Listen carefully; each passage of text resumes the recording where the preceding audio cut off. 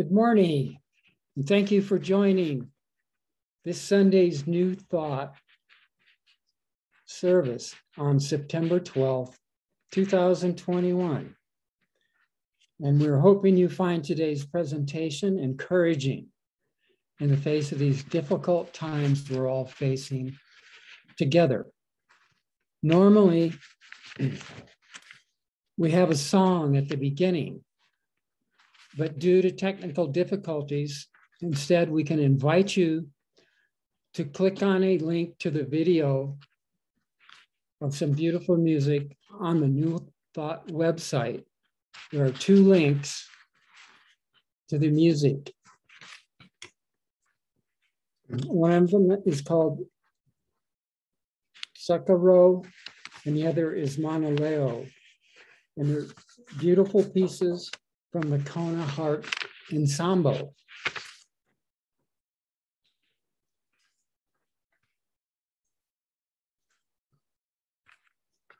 True encouragement or inspiration comes from looking beyond appearances to what is real. And today we hope to remind each other at this service of what is real. So my name is Stephen Goss, and I'm today's facilitator for the service. And our guest speaker today is from in-house at New Thought. We are fortunate to have Pasha MacGregor as the elder speaker to share her wisdom with us. And the title of her talk is called The River of Light. I'm sure she will remind us that to always go with the flow.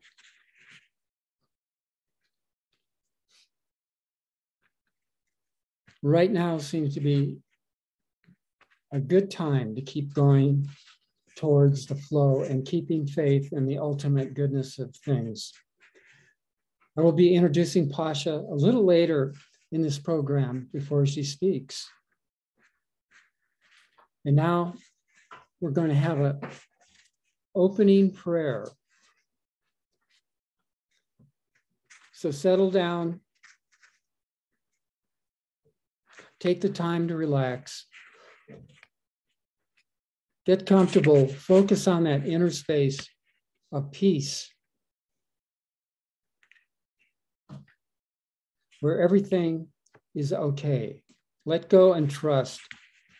Let's try to get in touch with the inner feeling that the idea that beauty and truth indeed do exist.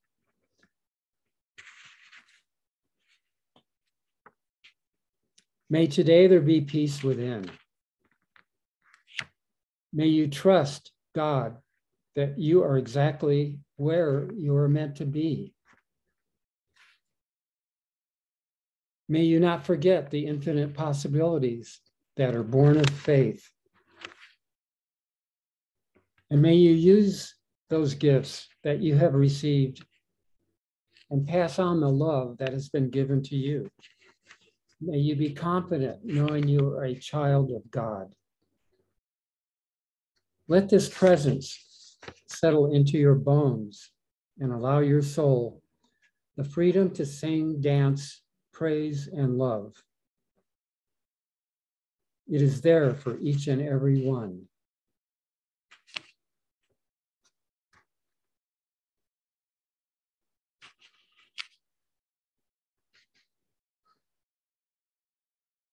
Thank you for that quiet moment.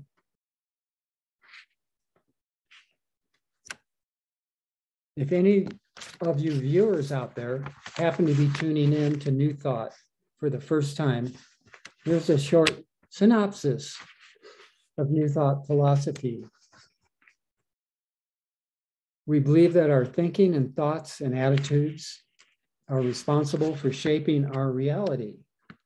And we definitely believe in a higher power or a greater reality than our own minds, and that we are extensions of this reality.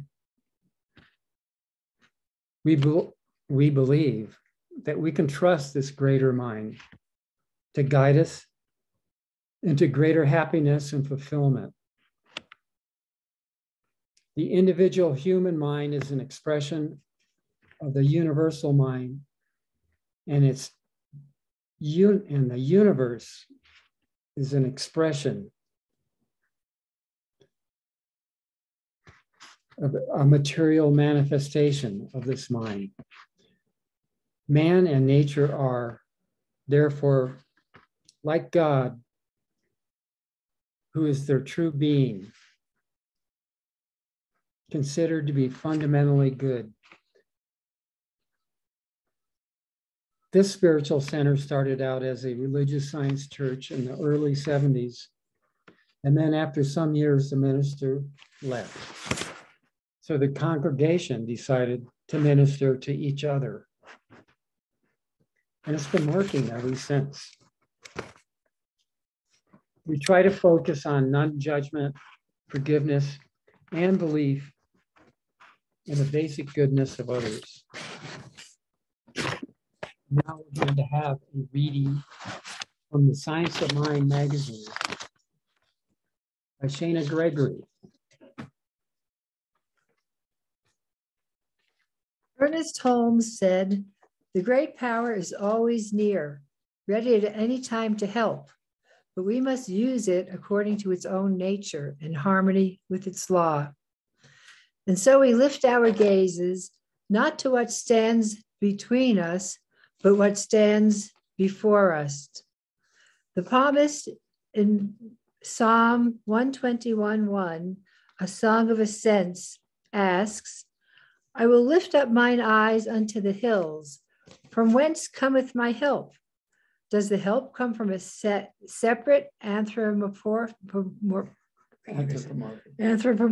God?" The psalmist continues, "My help comes from the Lord, the maker of heaven and earth." Although this is most certainly true, that help comes in the manner in which each of us embodies the Lord. God is active as each of us. You are the face, the life, the body of God. And if change is to occur, help is to come, comfort is to be given, a world that works for all to be manifested, then it is done through each of us, by each of us, as each of us. There is no one out there who will do it for us. Anyone who has been practicing science of mind for any significant period of time knows the value in this specific teaching. What stands before us is the infinite potential and possibility of the world we envision. In times of global tragedy, the various communities of the world have come together to offer support, as they did when tragedy struck the United States on September 11th, 2001. The global community responds to hurricanes, floods, tsunamis, nuclear reactor meltdowns, terrorism, and more. What of the personal earthquakes in the lives of children who go to bed hungry, or the individual experiences of terrorism when another unarmed Black person is shot by the police? The various hurricanes in the lives of women who navigate a culture of degradation and rape. We are the ones called to heal the world. And here's today's affirmation. I live, move, and act as a healing agent in the world. The spirit as my being is capable of doing mighty works, and I am ready to serve. I'm going to repeat it. I live, move, and act as a healing agent in the world. The spirit as my being is capable of doing mighty works, and I am ready to serve. Thank you. Thank you, Shana. It was great. I think I'll put my glasses on so I can actually see. At this point, we would have another song from our music minister, Bernice Roberto, but I just could remind you again to click on one of the links on the website to listen to some music at this point, if that's what you would like. Also remind you that you can just pause this recording while you listen to the music.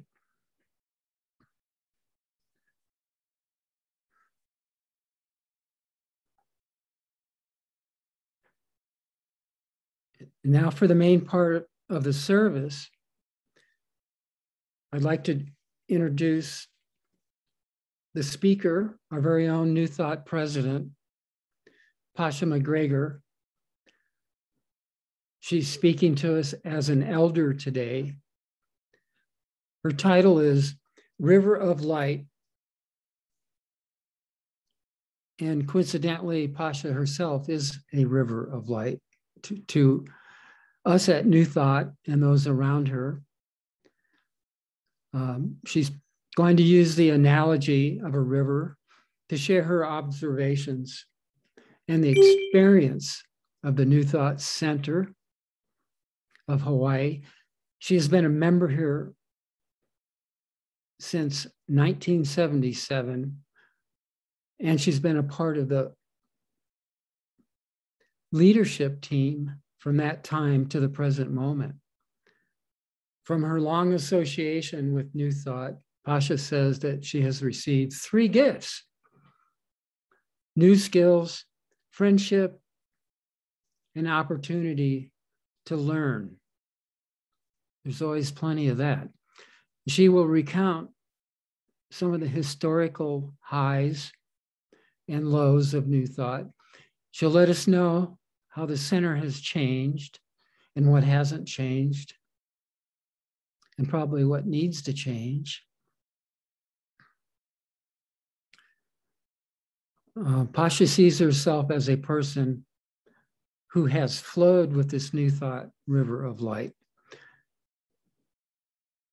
Pasha first moved to Kona, Hawaii, way back in 1972 with her hubby, Rob McGregor, AKA Condor, with their first daughter, Laura, and their second child was on the way. She has worked as a mom, a Girl Scout leader, a public school teacher, and as a teacher, she introduced literally thousands of youngsters to the joys and challenges of learning foreign languages, primarily French, Russian, and Russian. She's also organized educational tours for the students, taking groups of school kids as far as Russia, France, French Polynesia, and even China. And after retiring from teaching in 2014, Pasha was free to devote more time to her main hobby, which is lucky for us, which is volunteer work for the New Thought Center of Hawaii. We don't know what we'd do without her. She served as treasurer, vice president, and president of the board. She's also New Thought liaison to the Polani Terrace Condo Association, and has been the president of the board of directors, as well as New Thoughts. So now, please help me welcome New Thought's own river of light, Pasha MacGregor.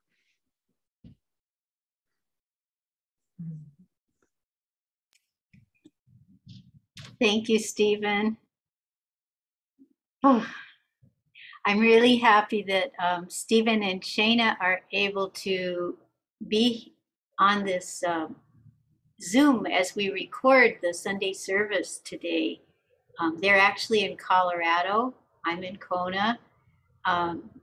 There's a time difference, but you know, through the miracles of Zoom, we appear to be in the same room, and we are in the same consciousness. So I was actually hoping that one of the other elders would share today, and I would be in Stephen's role. But the universe had other plans, and I got the message, okay, it's your turn. I am an elder by the definition we've been using in this series that New Thought has been doing this actually as part of the lead up to our 50th anniversary. And we've had wonderful sharings already from Virginia Halliday, who was one of our founding members back in 1971. And then more recently from Pomaikai Kulon, who was in the role of president at that very important moment when New Thought realized a decades-long dream of owning the place we meet. And it's easier for me to understand with the other elders sort of what's their special role. How did Spirit use them relative to the unfolding of New Thought Center? It's a little harder with myself, but as Stephen said, I kind of saw myself when I reflected on it as being a constant, that although I wasn't a founding member, I joined when New Thought was just 6 years old, and I've never been away. I've never removed myself from New Thought for more than, well, except when I was really physically away, and it was pre-Zoom. So when I went to Russia for about 6 months, I was not in evidence, although I still had New Thought in my consciousness. So all the different stages that we've gone through, I've either observed, or in the more recent time when I've been part of the leadership team, I guess I've been more in a co-creator role along with the other board members. Because I hadn't really anticipated doing this sharing as soon as this, I couldn't quite prepare in my normal Pasha fashion. I'm a planner. I think that was part of what from my years of teaching, and I learned that you always have to have a plan, even though it's probably going to change. You always have to have a lesson plan. But for today's presentation, okay, this is part of my plan, just scribbling down thoughts as they come to me. And I was trying to counteract my tendency to be a little bit too in the conscious mind by using colored pens. So here's another part of my planning process. I don't know if how well you can see it, but it is kind of color coded and non-linear.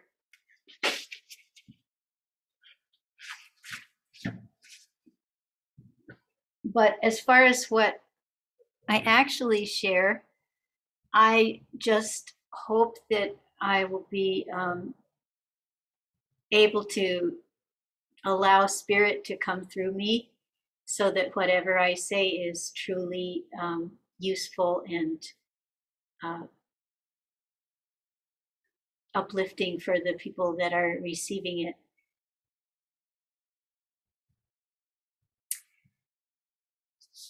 And I know some of our presenters, especially the ones that are like very intuitive or into channeling, they have a hard time when we ask for their title or topic a few weeks before their presentation, because they are so much in the moment. It's hard for them to know.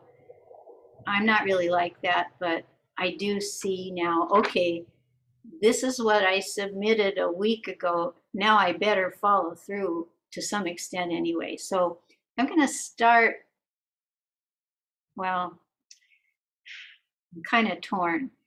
In a way, I want to give you some historical context, but then I also know that I usually enjoy the personal part of the sharing. So I think I'm going to start with the personal and then go to the more historical after. So I said that the three gifts that particularly came to mind for me that I have received from being part of New Thought Center and the previous names were New Thought Church of Hawaii, Kona Community Church of Religious Science, and Religious Science Church of Hawaii. So we've had 4 names in our history. And when I first joined, it was Kona Community Church of Religious Science. So I think it's kind of fun to hear how people first connected with the church / center and what it was that inspired them and made them want to come back. So for me, excuse me, I heard a rumor. I was living on Hamburger Hill at the time. That's like the part of Kailua Kona near where the first McDonald's is. So up on Kalani Street. And my husband Rob and I had just separated ourselves from the guru who was the reason we initially came to Kona. He wanted to establish a community of householders in Kona, and but at a certain point we decided that we wanted to be a bit more independent. But while we still valued those teachings, we just needed a little more space, especially for our daughters to be able to grow and flourish and have educational opportunities. So we were sort of a little bit in limbo in terms of our spiritual path at that moment. Excuse me, my cat needs to come in. I told her this was going to happen, but she didn't listen to me. So anyway, so we were in this spiritual path limbo, and I heard a rumor about a church that encouraged meditation. And this church was having I thought it was actually a midweek meditation right in my neighborhood. I could walk, and Rob was working nights at one of the hotels, so that was a benefit.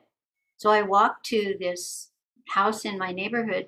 It turned out it wasn't actually a meditation meeting that night, but they were watching a film and having a discussion about it. It was by the great Japanese film director Akira Kurosawa, and it's called Rashomon. It's a really fascinating film, that looks at a crime and then presents it from the perspectives of 5 different people that were in some way connected to the event. And each version seems like it could have been true. So the big challenge is, where is the truth to be found? And although, the movie I enjoyed, but the discussion afterwards was what really inspired me, because the people were just so amazing and perceptive and thoughtful, intelligent. And I know that one of them was Annie Nava. She's one of the 3 founding members who's still living in Kona. And she doesn't remember it. For her, it was just one of the many amazing things that the church was up to at that time. But for me, since it was my first contact, it was extremely meaningful. So that was what inspired me to learn more about this church.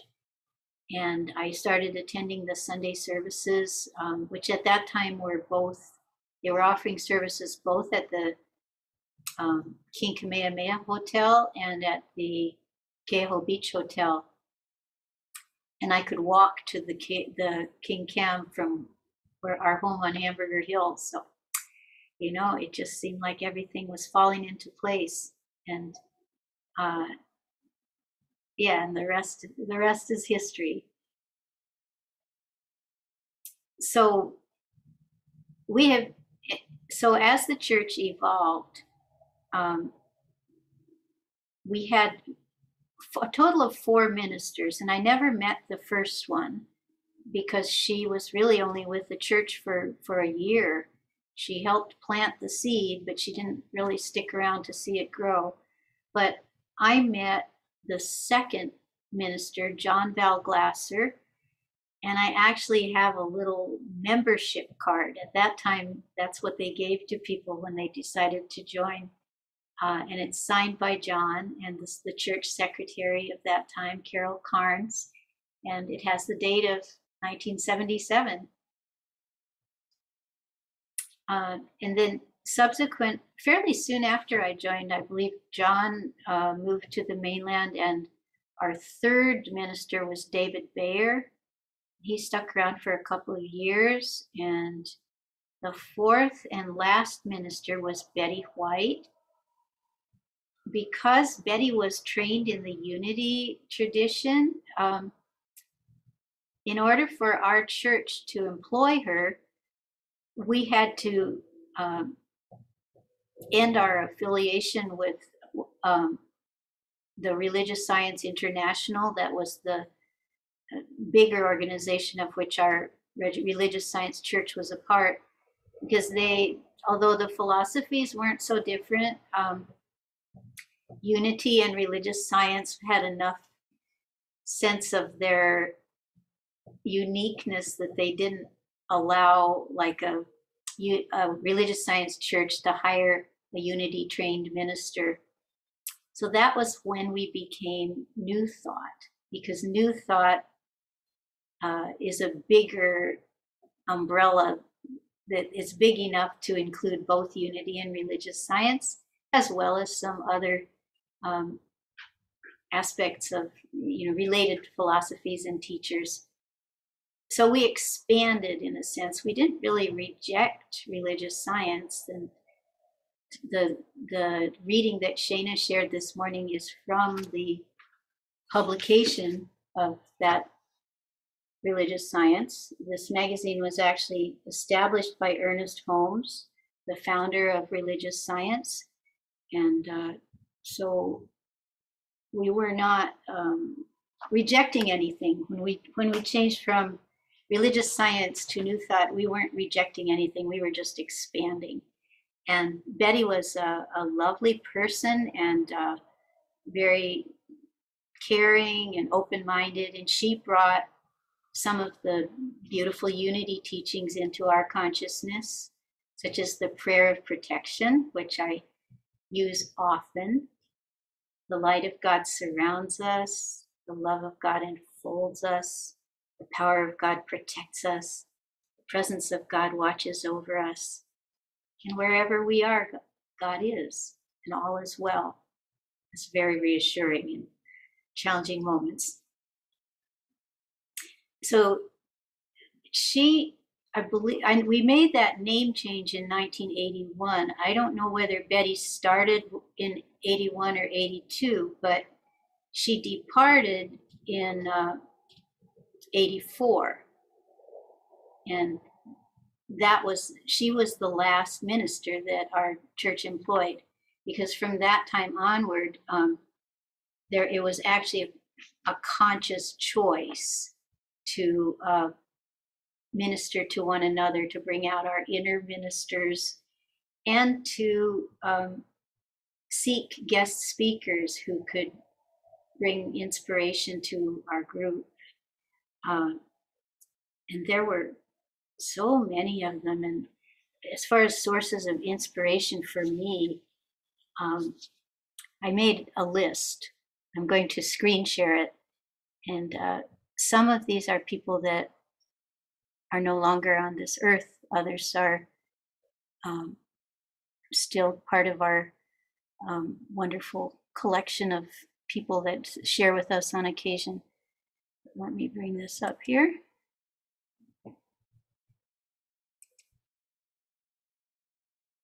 Distinguished speakers, past and present. All of these people have spent at least one Sunday with New Thought Center.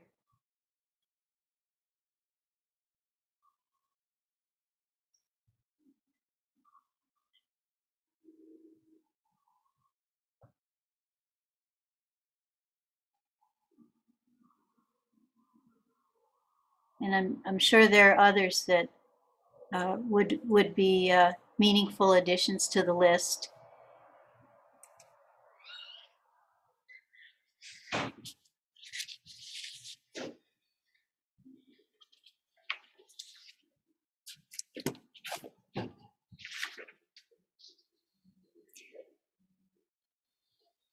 So the people who attend New Thought are often just as wonderful and inspiring as the people who are giving the talks.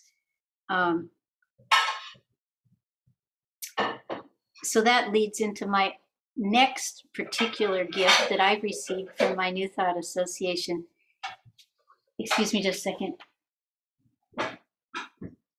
Rob, the sound of the dishes is being recorded.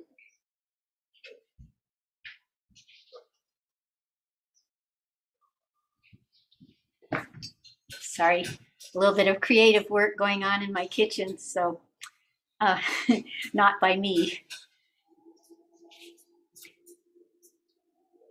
So I'm sorry, I just catch my train of thought. Okay, about the friendships.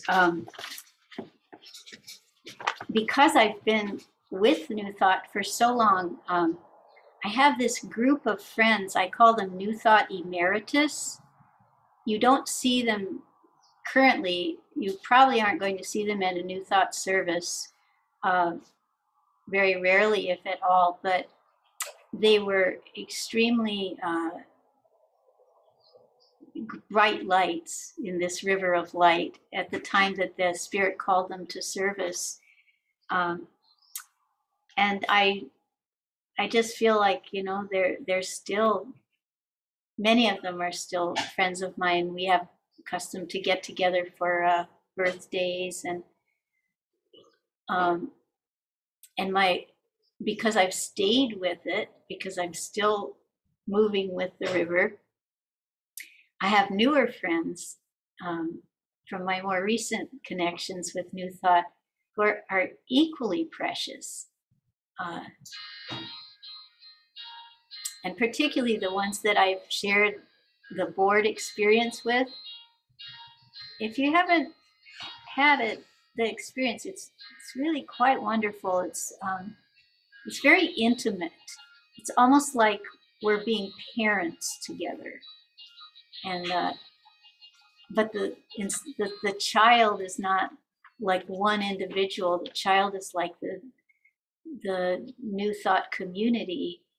And it's not easy, just as parenting is never easy, but just trying to get the sense of what's best for the community and what role each of us is to play in that. So yes, and the particular group that is I'm serving with right now is really one of the best. And I received this gift from one of the New Thought Emeritus people. Actually, this Morty Breyer is the one that had the idea to create this document. It's called the Facilitator's Manual, but it's much more than that.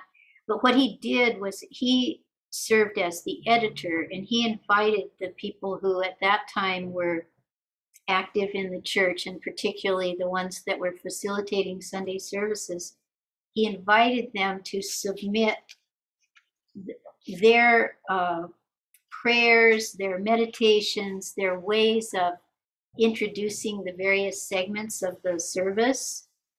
And there's also an appendix in the back, which kind of gives the some of the historical big things in the history of not only our New Thought Center, but New Thought in general. So it's really a fine reference, and we've updated it a few times, but primarily it is, you know, what he created. And there's a connection, looking for the connection. Oh yes, about the friendship and the board experience. So he was the board president when I first accepted the responsibility to, you know, serve in that way. And he was just such a delightful soul, and it was a great experience to be part of that board. I think I was treasurer for 5 of the 7 years that he was president. Okay, here's the backstory. Okay, relative to Morty.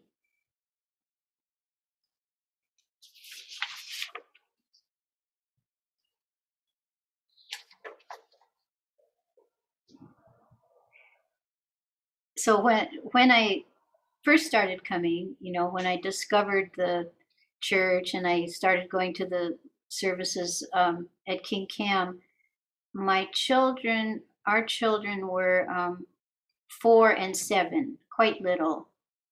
Rob was working Sunday mornings as well as many evenings. He was a hardworking guy. And the childcare person moved shortly after I started attending. So I decided I was supposed to respond to that need, and another woman did also, so I could attend at least half the time. And the Sundays I couldn't attend, there was this new invention called the cassette tape recorder.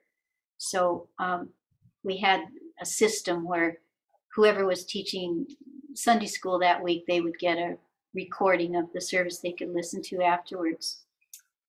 So for the first 20 years, from about 77 to 97, I was a volunteer performing this useful service, but I was not in any sense a leader of the church. I was more like an observer of the trends. And primarily I was receiving so many blessings that I felt that the connection with the church empowered me to face the challenges of my life and move in the direction of my dreams. So being a Sunday school teacher gave me the idea that I could probably develop the skills to be a Girl Scout leader. I thought that would be good for my children.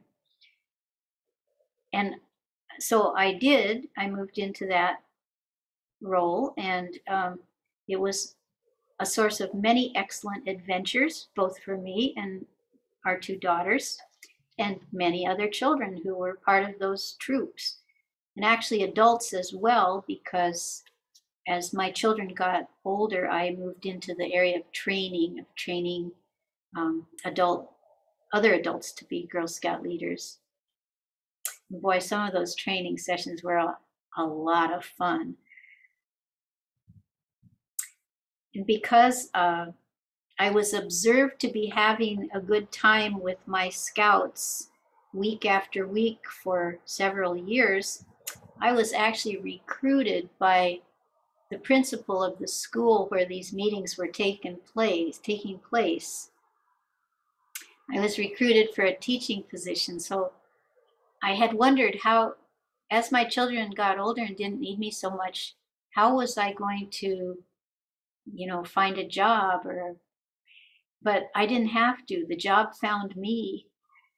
And I think that's one of the great things I've learned from New Thought is that there are no accidents.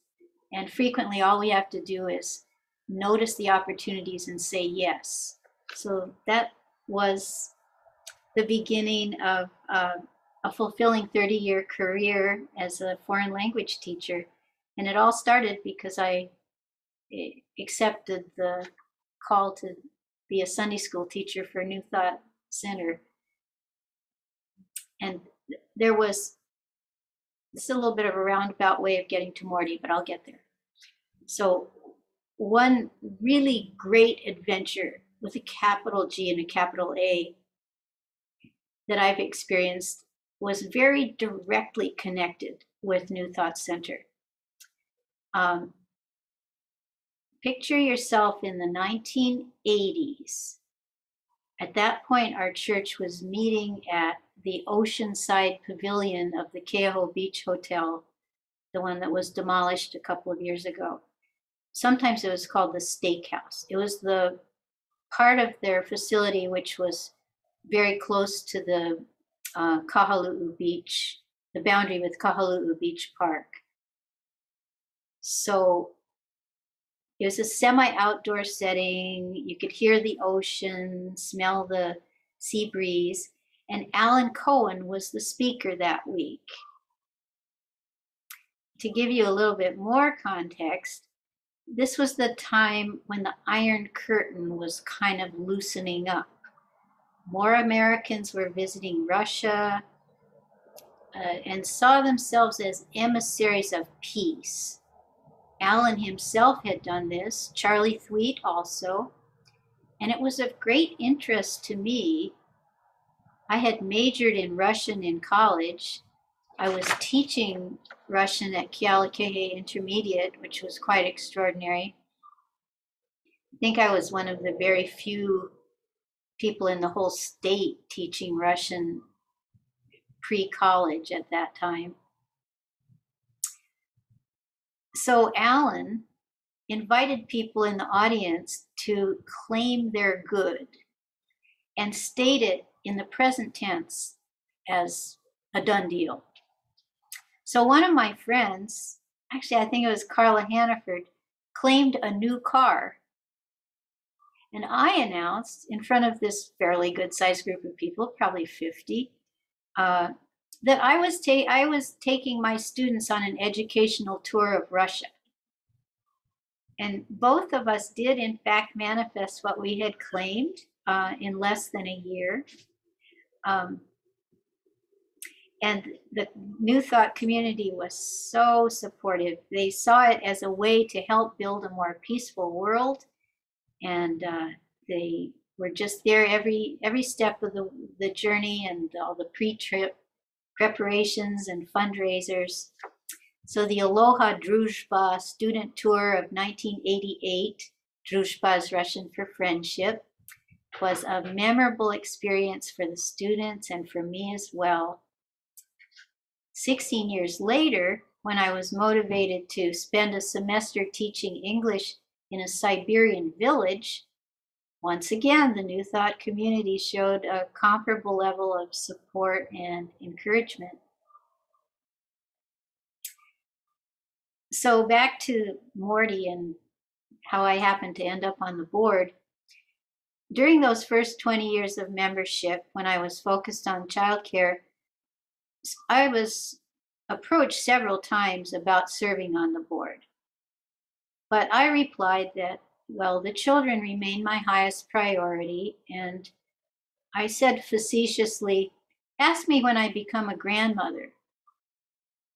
Well, with my eldest daughter just entering her teens, that seemed like a very distant prospect. But in the mid-90s, within an 18-month period, both daughters got married and one was pregnant. And wouldn't you know, someone remembered and held me to my word. So our first grandchild was born in December 1996, and in February 1997, I was elected to the board.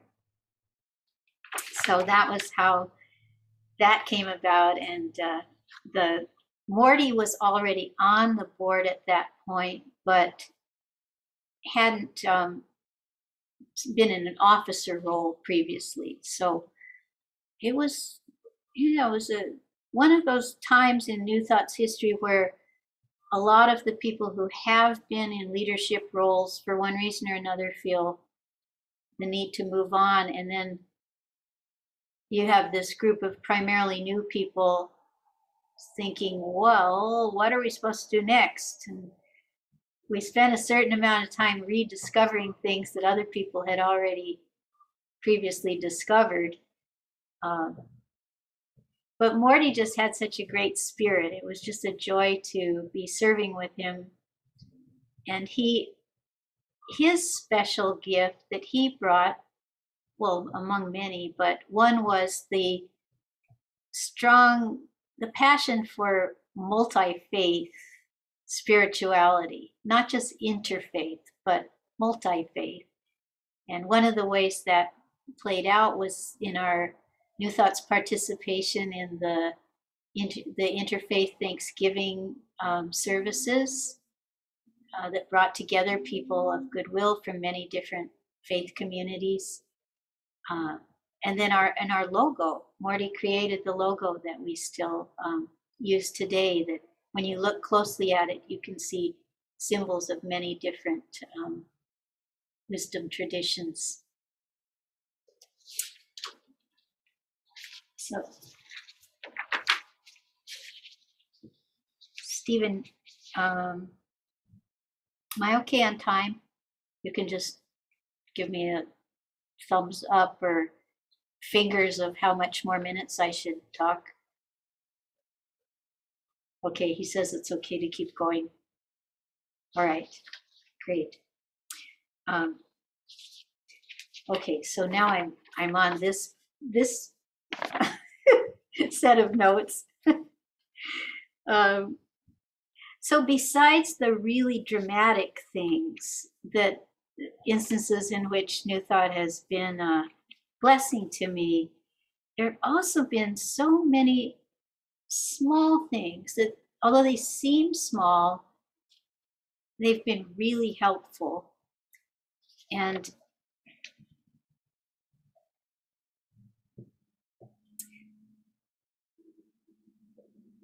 so some of them are just little things that are said by New Thought friends. Sometimes it's in the context of miracle sharing, sometimes just what people say when they meet you.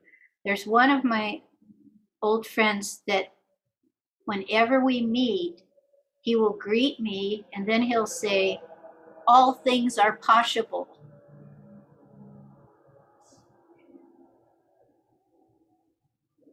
There's Marie Claire, who can play my consciousness on the piano, which is such a wonderful gift, so moving. And Pomaikai, who in one of her talks for New Thought taught me to bless and thank all the parts of my body when they are working, not just when something hurts.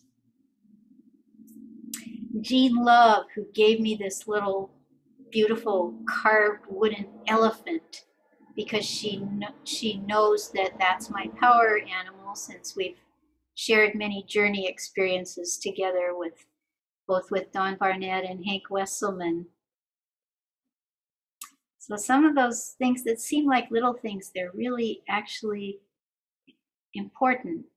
So probably all of you watching, you probably have comparable things that by putting yourself in association with a group of people that are dedicated to their spiritual path, whatever it is, we open ourselves to those little sparkles of inspiration and guidance.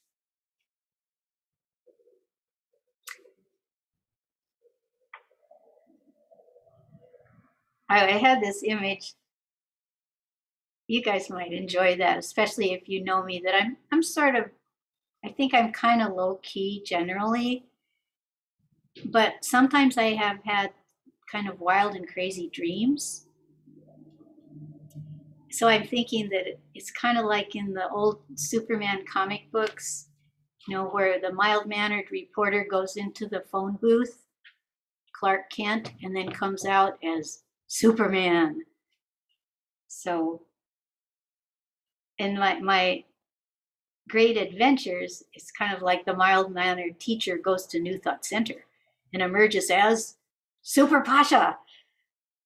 I just need the cape.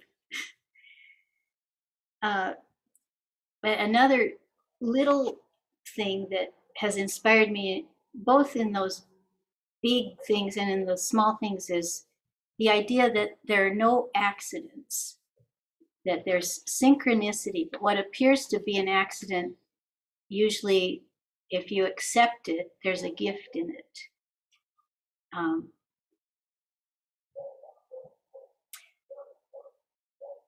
So in terms of like, when am I most inspired? I think it's when I feel that I'm in the right place at the right time, doing what Spirit wants me to do.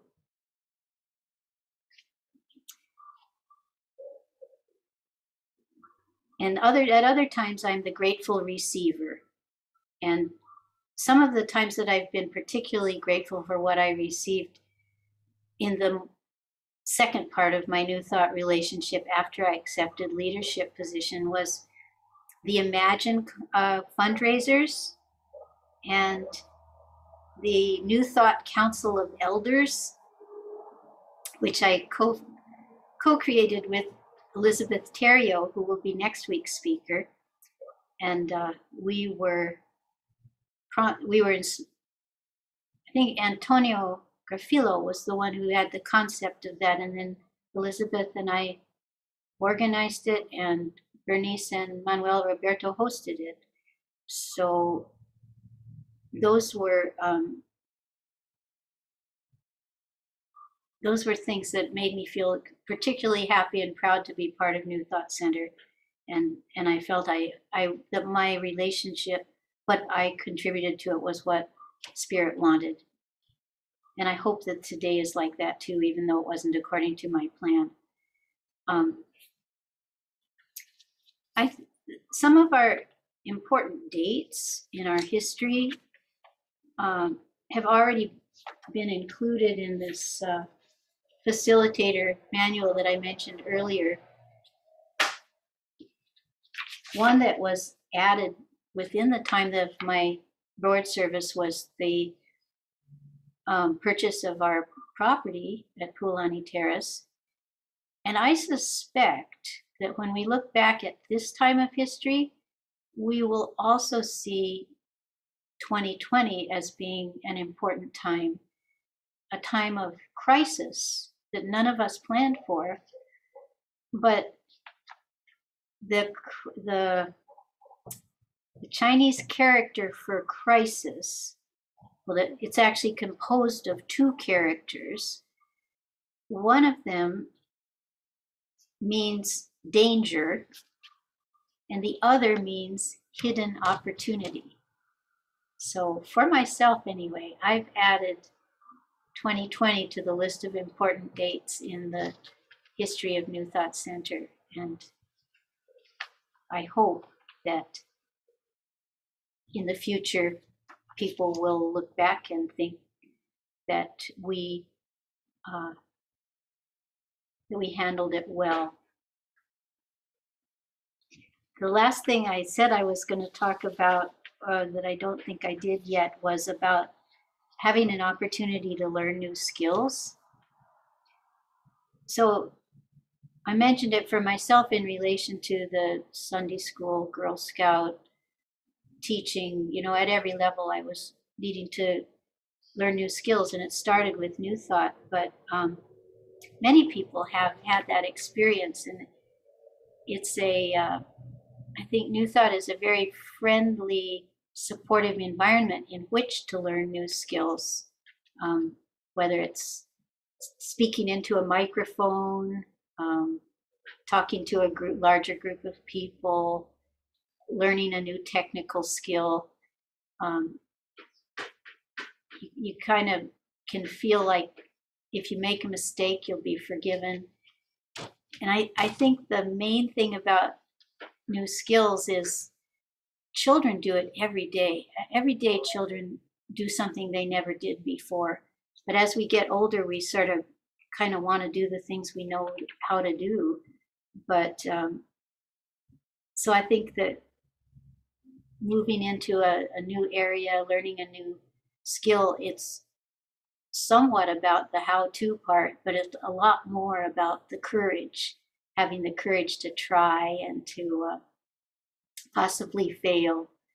And another uplifting saying that I value from Annie Nava, one of my New Thought Emeritus friends, is she said, "It's never too late to have a happy childhood." She did crazy things herself. She took up sailing in her 60s, bridge in her 70s. So she's been a good model for me in terms of moving into the elder stage of life and not shutting doors just because of my chronological age. So I'm going to conclude with the river analogy and then turn it back to Stephen.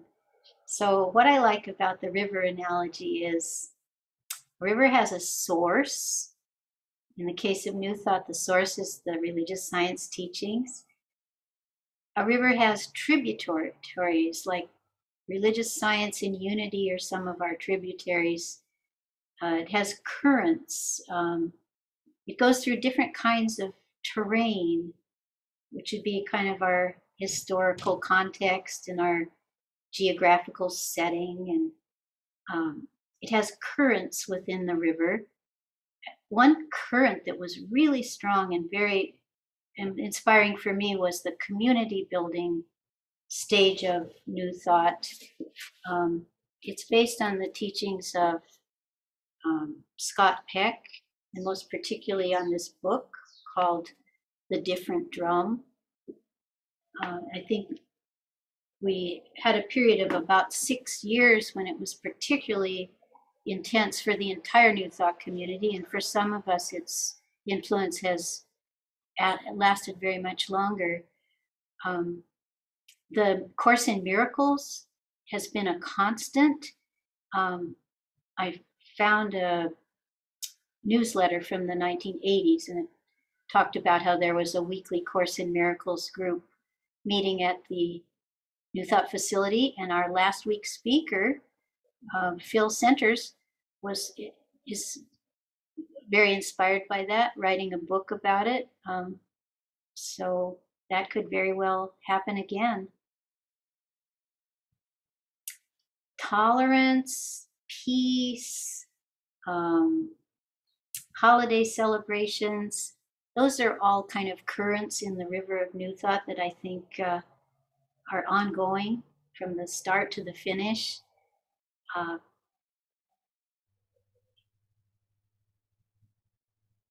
And I think the spirit of fun is an important constant in our New Thought experience from 1970s to the present moment.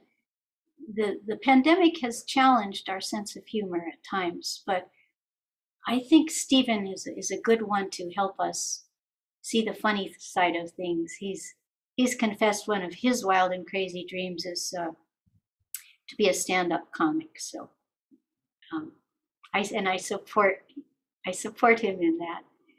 And I think I'm going to stop there and turn it back to Stephen.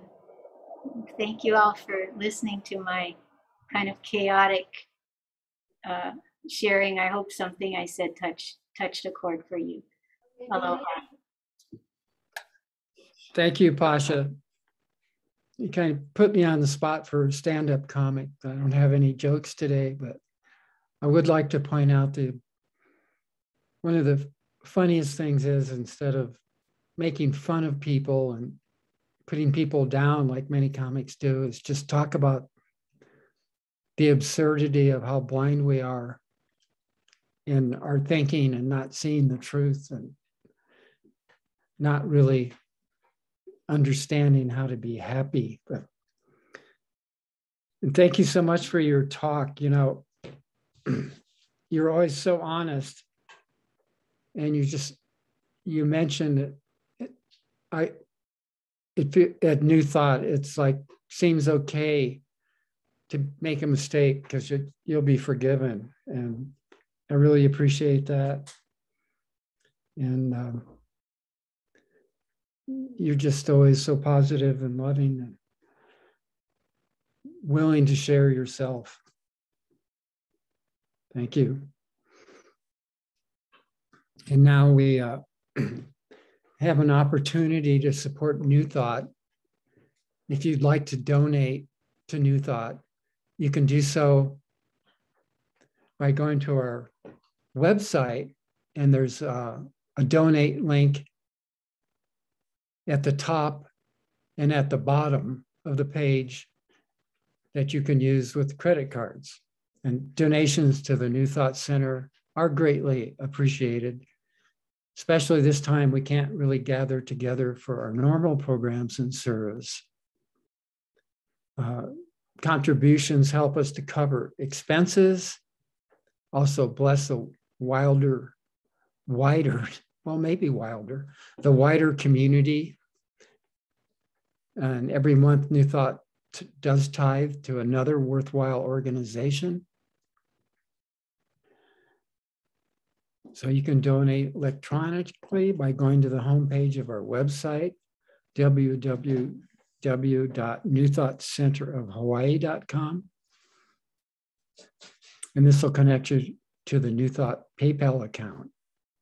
And you don't need to have an account yourself to use this. Or you may donate by check, which can be mailed to New Thought Center of Hawaii, P.O. Box 333, Kealakekua, Hawaii, 96750.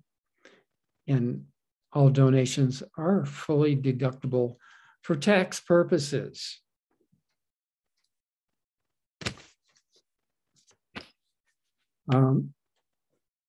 Now we have some upcoming announcements for what's coming up at New Thought.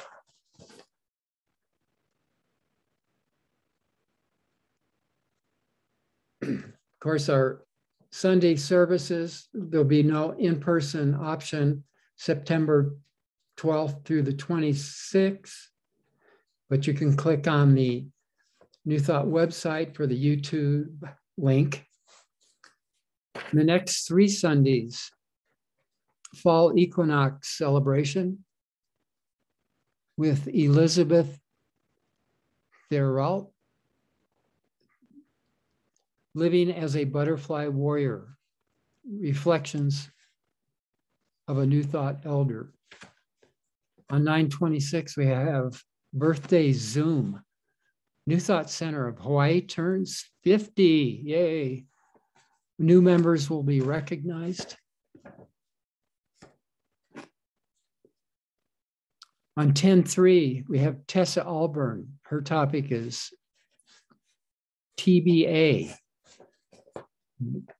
That's the touch. For monthly events, we have the first Sunday of each month, pre-service healing meditations, crystal bowls, unfortunately canceled for September due to the Delta surge. And also the last Sunday produce giveaway has been canceled. But we could use volunteers one way or the other for the 50th Jubilee Planning Group to celebrate New Thought. And we also have a special person to recreate the Facebook. We need a special person to recreate Facebook page for the New Thought Center of Hawaii.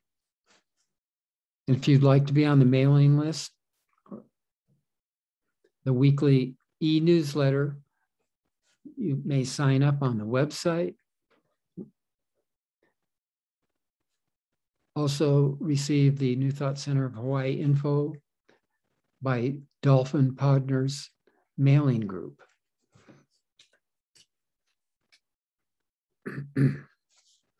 Just as a side note,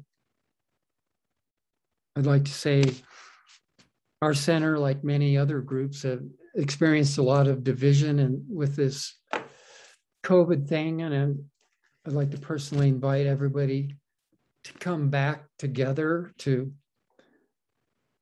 celebrate our oneness and be able to disregard our differences and what we believe about politics and vaccinations, and just accept each other as we are.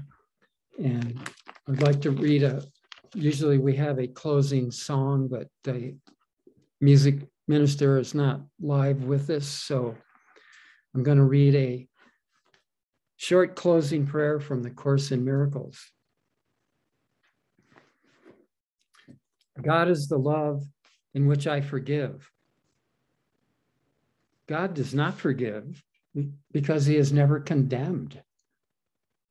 The blameless cannot blame, and those who have accepted their innocence see nothing to forgive. Yet forgiveness is the means by which I will recognize my innocence. It is the reflection of God's love on earth. It will bring me near enough to heaven that the love of God can reach down to me and raise me up to him. So with that, we thank you all for joining us and putting up with this. Was kind of unorganized day. We got thrown some real curveballs, but it's onward and upward. Thank you for being with us.